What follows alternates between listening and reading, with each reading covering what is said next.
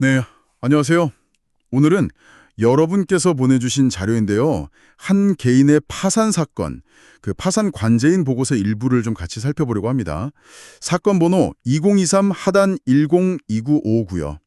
이 문서를 통해서 박모 씨라는 62살 되신 분인데 이분의 재정적 어려움이 어디서 시작됐고 또 지금은 어떤 상황인지 좀 깊이 들여다보는 시간을 갖겠습니다.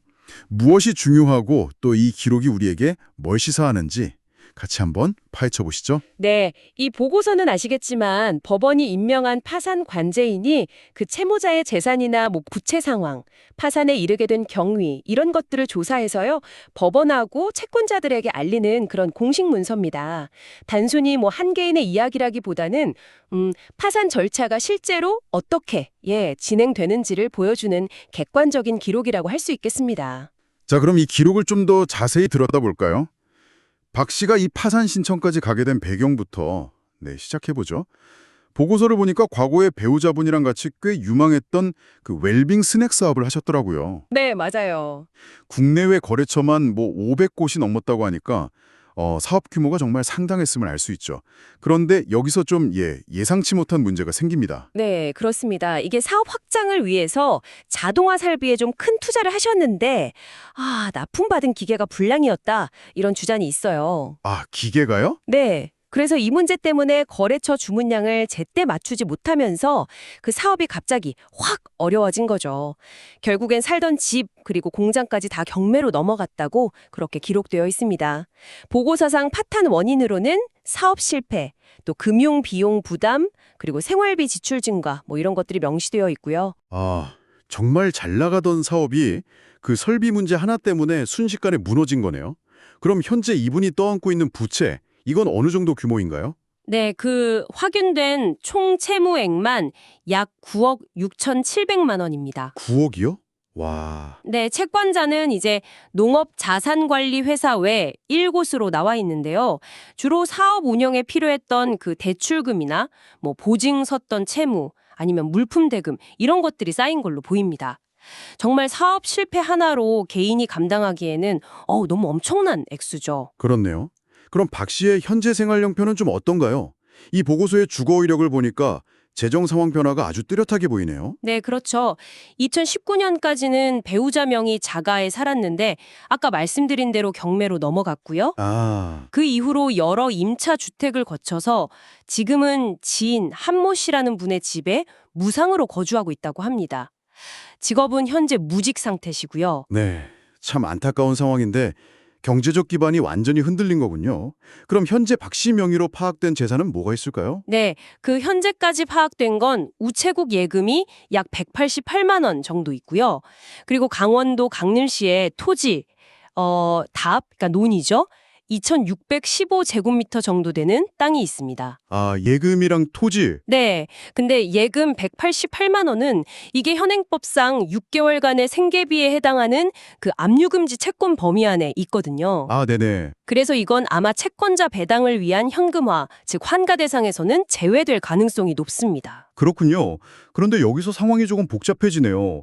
강릉 토지, 이게 시가가 무려 1억 5천만 원 상당으로 평가가 됐어요. 이건 어떻게 되는 건가요? 네, 바로 이 토지가 현재 이 파산 절차에서 가장 큰 쟁점입니다. 아하, 등기부등본을 보니까요. 2008년에 전 소유자 우모 씨라는 분 명의로 채권 최고액 1억 원짜리 근저당권이 설정되어 있어요. 근저당권이요? 2008년에? 네. 쉽게 말하면 이 땅을 담보로 잡힌 좀 오래된 빚권리 같은 거죠. 그런데 중요한 건 이 근저당권의 소멸시효, 그러니까 법적으로 권리를 주장할 수 있는 유효기간이 있잖아요. 보통 10년인데 이게 이미 지났을 가능성이 제기되고 있는 겁니다. 아, 그러니까 그 10년이 넘은 오래된 빚 권리라서 어쩌면 무효가 될 수도 있다 이 말씀이시군요. 네, 맞습니다.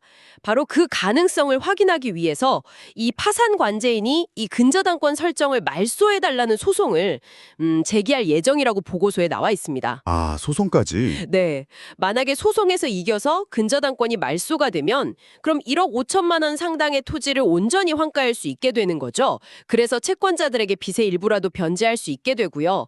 반대로 만약에 패소하면 1억 원짜리 근저당권이 여전히 살아있는 거니까 토지를 팔아도 그 금액 빼고 나면 남는 게 거의 없어서 실질적인 환가 가치가 없을 수도 있는 상황입니다.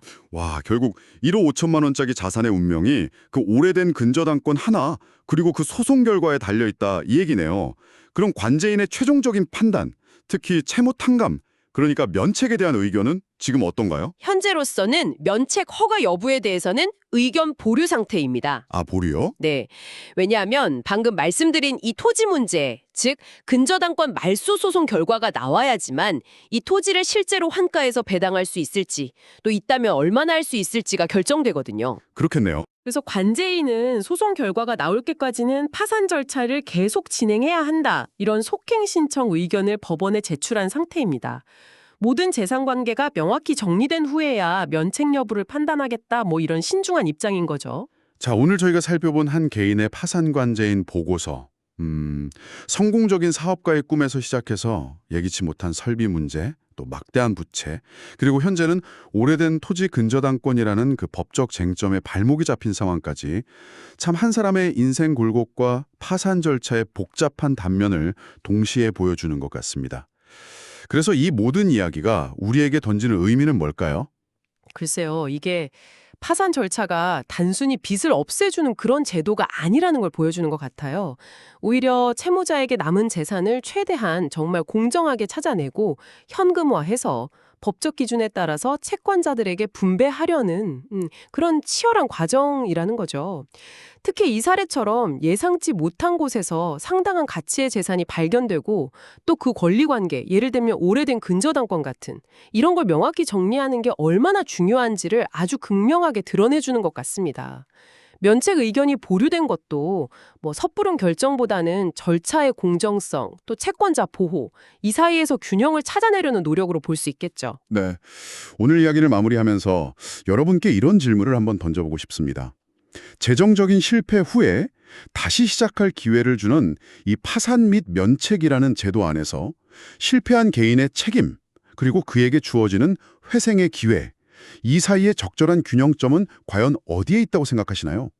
이 질문에 대한 여러분 각자의 생각을 한번 정리해 보시는 시간을 가져보시는 것도 의미 있을 것 같습니다.